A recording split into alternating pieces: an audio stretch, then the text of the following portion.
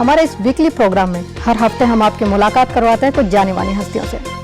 आपको जमीन चाहिए तो इतना आपका पैसा बनता है, आप इस भाव से सरकार आपको जमीन दे देगी।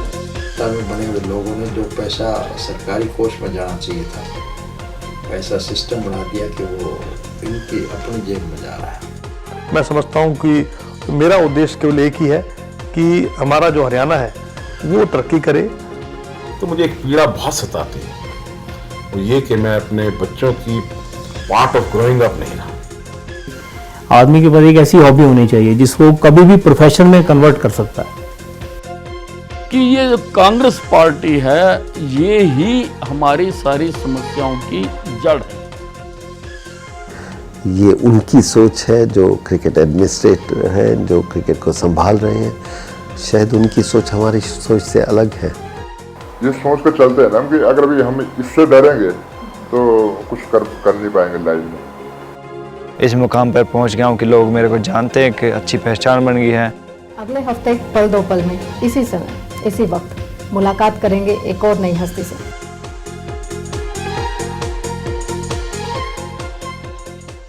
जैसा कि आप जानते हैं हर हफ्ते हम आपकी मुलाकात करवाते हैं किसी न किसी जानी मानी हस्ती से। हमारी आज की खास मेहमान किसी पहचान की मोहताज नहीं है। हाल ही में उन्हें पद्मश्री सम्मान से सम्मानित किया गया है। जी हाँ, हम बात कर रहे हैं मशहूर थिएटर निर्देशिका डॉक्टर नीलम मानसिंह चौधरी की। नीलम जी, हमारे शो में आपका बहुत बहुत स्वागत है। बहुत बहुत शुक्रिया। नीलम जी, सबसे पहले तो हम आपसे ये जानना चाहेंगे कि जो आपने थिएटर लाइन को चूज़ किया वो कब, किस वजह से और किस चीज़ से इंस्पायर होकर किया? मतलब जो भी आप चॉइसेस बनाते हो ज़िंदगी में, खासकर जिस ज़माने में मैं स्टूडेंट थी उस वक्त लड़कियों को इतनी चॉइस नहीं दी जाती थी। उस वक्त भी काफ़ी लोग मेरे कंटेम्प्रेरीज डॉक्टर बन रहे थे, इंजीनियर्स बन रहे थे, कंपटीशन में बैठ रहे थे। पर आर्ट जो कला है वो मोस्ट मिडिल क्लास होम्स में हॉबी के लेवल पे ही देखा जाता था। उसको कभी प्रोफेशन के नज़रिया से देखा ही नहीं गया। तो इसलिए मैं भी तो बीए किया, फिर मास्टर्स किया फ़ाइन आर्ट्स में। जब मैंने चंडीगढ़ में फ़ाइन आर्ट्स में मास्टर्स किया तो उस वक्त इब्राहिम अलकाज़ी जो नेशनल स्कूल ऑफ ड्रामा के डायरेक्टर थे वो यहाँ अपने कुछ नाटक लेके आए स्कूल के।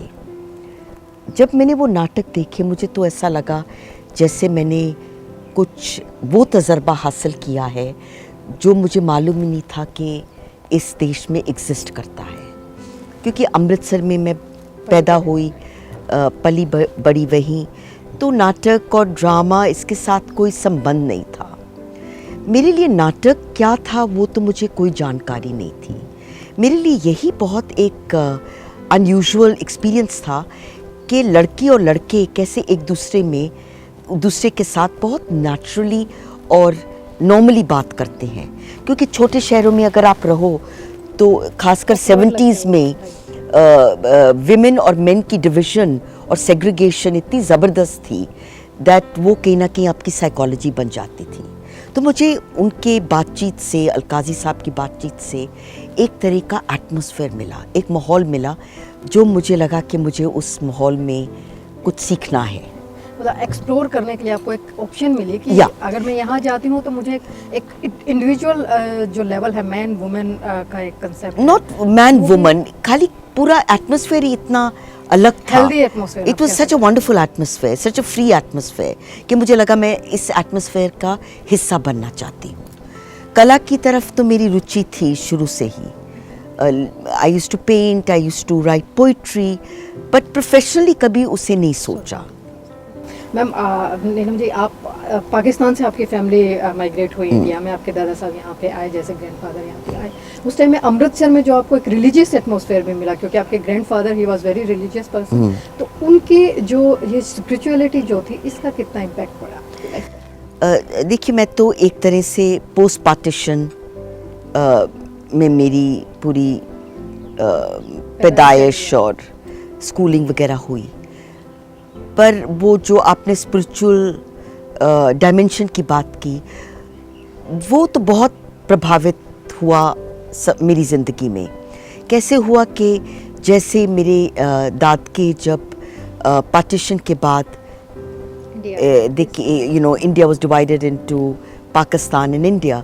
जब वो आए तो रिहेबिलिटेशन में जो ज़मीनें, जो गुरुद्वारा रावलपिंडी में उन्होंने छोड़ा, उसकी कॉम्पनसेटरी लैंड उनको चंडीगढ़ में मिली, क्योंकि चंडीगढ़ नया शहर था।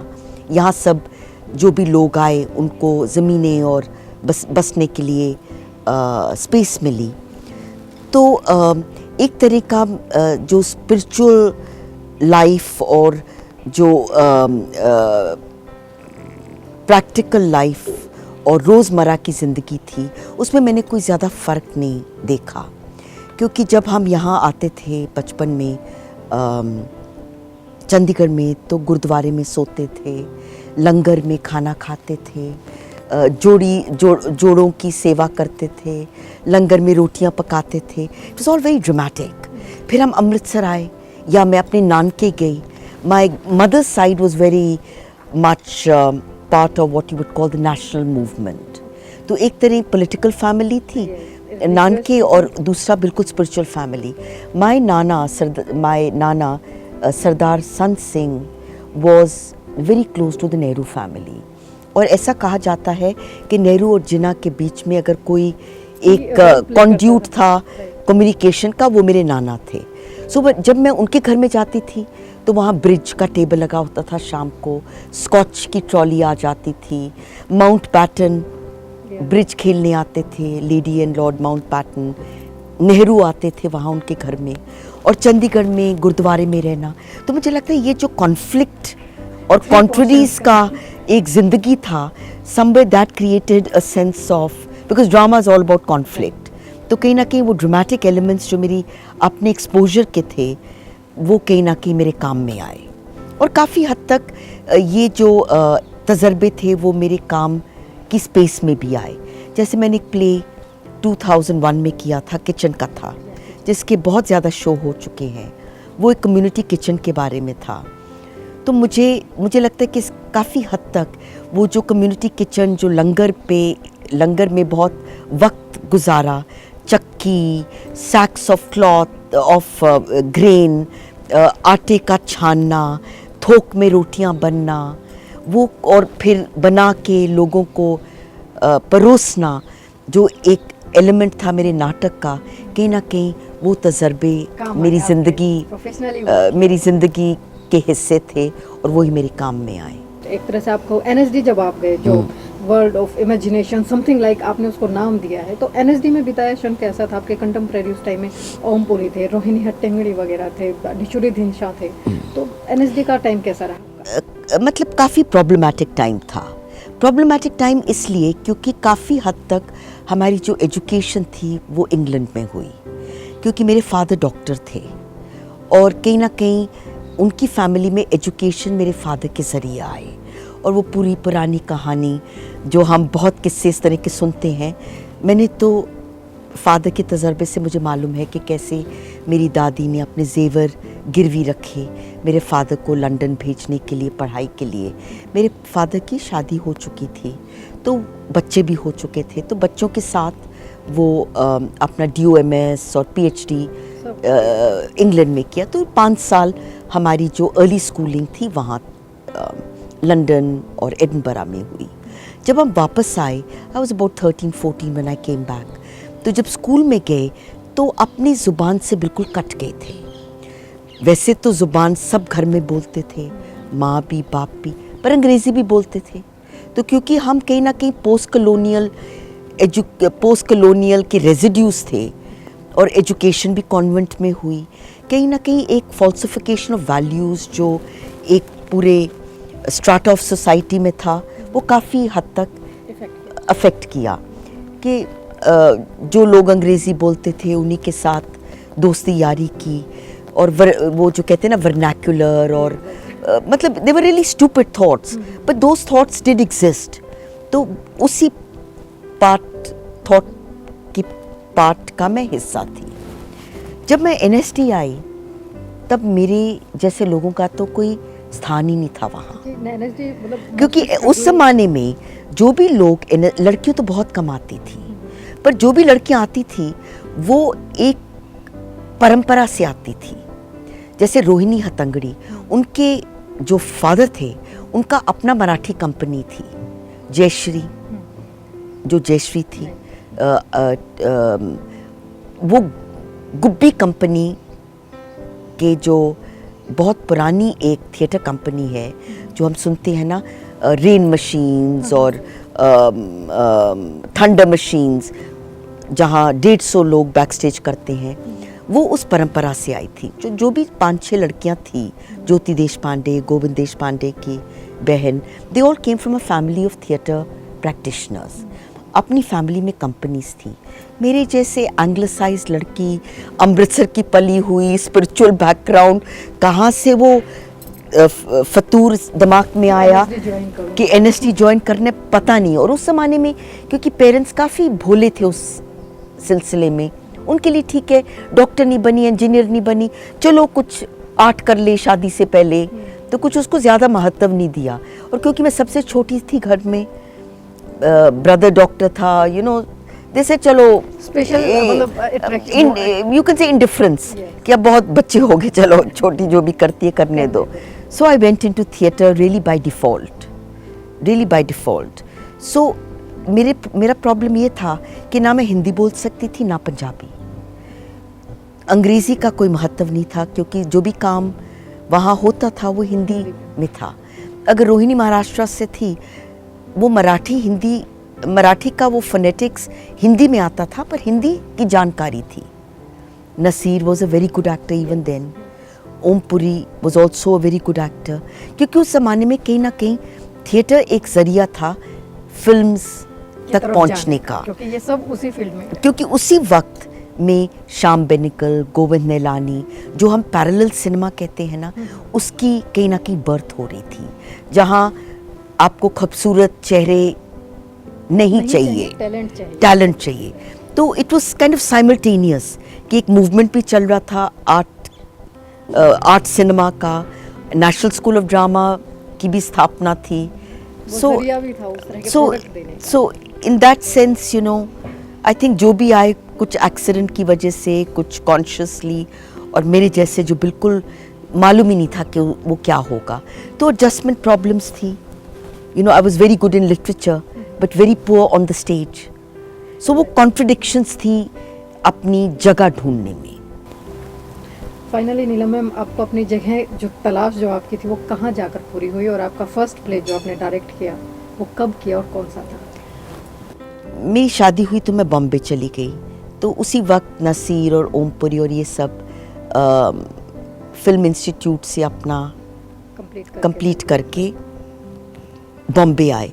तो हमने एक थिएटर कंपनी फॉर्म की, पर वो ऐसे ही कुछ किया कुछ नहीं किया, मजमा ओमपुरी की। या फिर उसके बाद मेरे हस्बैंड की पोस्टिंग भोपाल हो गई, तो वो मेरे लिए सबसे महत्वपूर्ण पीरियड था, क्योंकि वहाँ एक रेपेट्री की स्थापना हुई, शायद देश की पहली हिंदी रेपेट्री, जिसका नाम था रंगमंडल, जो भारत भवन का एक हिस्सा था।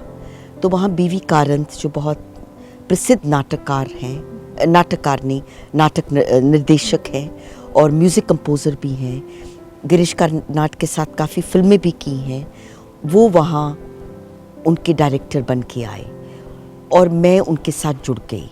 तो वहाँ काफ़ी हमने सोचा कि क्या दिशा होनी चाहिए इंडियन थिएटर की। अब इंडियन थिएटर भी तो एक बहुत बड़ा लफ्ज़ है, क्योंकि यहाँ रीजनल वेरिएशंस इतनी ज़्यादा होती हैं। तो कहीं ना कहीं हमने सोचा कि अपनी परंपरा से कुछ ढूंढो, क्योंकि उससे पहले जो भी ड्रामा स्कूल्स थे, पूरी जो ट्रेनिंग होती थी वो कहीं ना कहीं वेस्टर्न ट्रेनिंग सिस्टम्स पे आधारित था, क्योंकि कोई लोकल ट्रेनिंग के ज़रिए ही हमने नहीं बनाए, हमने कोई स्ट्रक्चर ही नहीं बनाया। तो सब ने सोचा अपने प्रांत में जाओ और वहाँ जो भी फोक ट्रेडिशंस हैं उनके साथ एक संबंध होना चाहिए, और वहाँ से आपको बहुत कुछ मिलेगा जो डिफरेंट होगा, जिससे आप अपने अर्बन एक्टर्स को ट्रेन कर सकते हैं। तो वो 4 साल बहुत ज़रूरी रहे। फिर जब मेरी हस्बैंड की ट्रांसफ़र फिर दोबारा चंडीगढ़ हो गई, तो मैंने एक बात बांध के रख ली कि जो भी काम करूँगी अपनी भाषा में करूँगी और अपने लोगों के साथ करूँगी। ये नहीं कि मैं बाहर से एक्टर इंपोर्ट करके उनके साथ काम करूँगी तो कहीं ना कहीं रीजनल एक खुशबू होनी चाहिए। सो हर एक जो प्ले किया है, कोई ऐसा नहीं कि ये बहुत बेहतर था उससे, कहीं ना कहीं हर एक प्ले एक तरह की ग्रोथ का एक हिस्सा था। अब मैं 25 साल पीछे देखती हूँ तो वो काम मुझे बिल्कुल पसंद नहीं आता जो मैंने खुद किया है।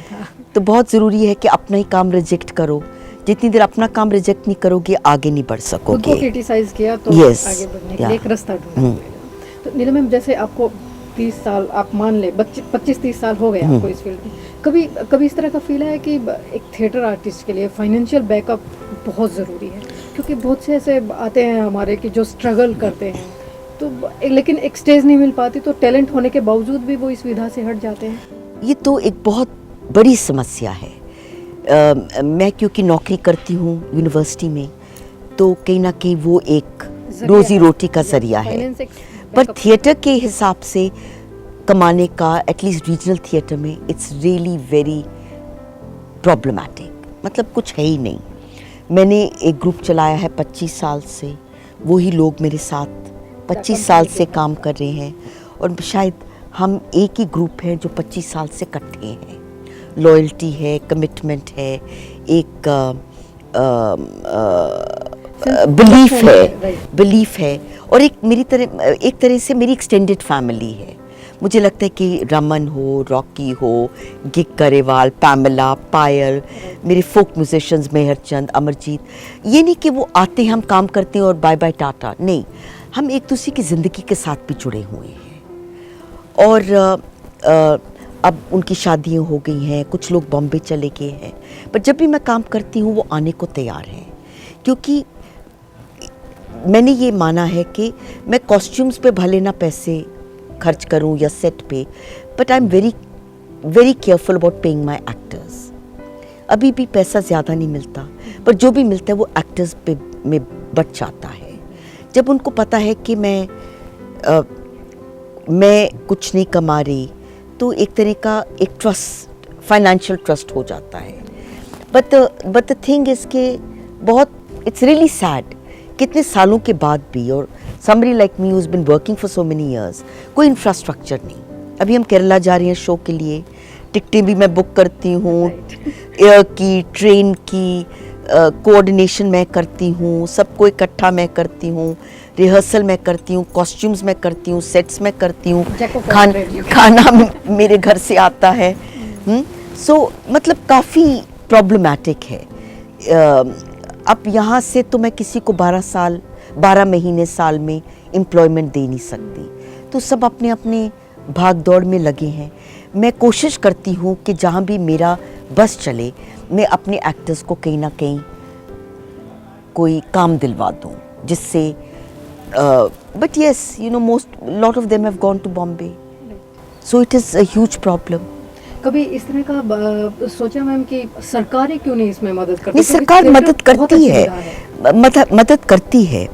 मतलब जैसे मुझे एक सैलरी ग्रांट मिलता है, इतना ज़्यादा नहीं होता